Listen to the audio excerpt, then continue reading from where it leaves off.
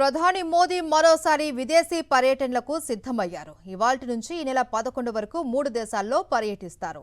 Indonesia, Australia, New Zealand దేశాలలో సుడిగాలి పర్యటనలు చేయనున్నారు ప్రధాని మోదీ. ఆయా దేశాలతో ద్వైపాక్షిక సంబంధాలను మరింత బలోపేతం చేసే దిశగా కీలక చర్చలు జరుపుతారు. ఇండోనేషియా అధ్యక్షుడు ప్రభువో సుబియాంటో ఆహ్వానం మేరకు ప్రధాని మోదీ నేటి నుంచి ఈ నెల 8 వరకు అక్కడే ఉంటారు. ఇరు దేశాల మధ్య సాధించిన పురోగతిని సమీక్షించనున్నారు. ఇదే సమయంలో రెండు దేశాల మధ్య ఇండోనేషియాతో బ్రహ్మోస్ డీల్ కుదిరే అవకాశం ఉంది. అలాగే జకర్తాలో ప్రవాస భారతీయులను ఉద్దేశించి ప్రసంగించే అవకాశం ఉంది. అనంతరం ఈ నెల 8 నుంచి 10 వరకు ఆస్ట్రేలియాలో పర్యటిస్తారు. ఇండియా, ఆస్ట్రేలియా సీఈఓల ఫోరంలో పాల్గొని ప్రసంగిస్తారు. ఇక ఈ నెల 10, 11 తేదీలలో న్యూజిలాండ్ ప్రధానమంత్రి క్రిస్టోఫర్ లక్సన్ ఆహ్వానం మేరకు ఆక్లాండ్లో పర్యటిస్తారు పీఎం మోదీ.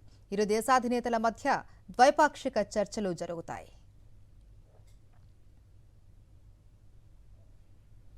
అమెరికా ఉపాధ్యక్షుడు జేడీ వాన్స్ వ్యాఖ్యలను ఖండించారు ఇజ్రాయెల్ ప్రధాని బెంజమిన్ నెతన్యాహు.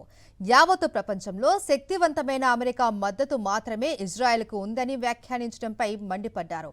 తమకు అనేక దేశాల మద్దతు ఉంది అని, అందులో భారత్ మద్దతు కూడా ఉంది అని వాన్స్కు చురకలు అంటించారు. తమ దేశంలోని అగ్రశ్రేణి సైబర్ భద్రతా నిపుణుల సాయాన్ని అనేక దేశాలు కోరుకుంటూ ఉన్నాయని తెలిపారు. సైబర్ రంగంలో ఇజ్రాయెల్ ప్రపంచంలో 2వ స్థానంలో ఉంది అని, తమ సాంకేతికత ఎంతో మేలైందని చెప్పుకొచ్చారు నెతన్యాహు.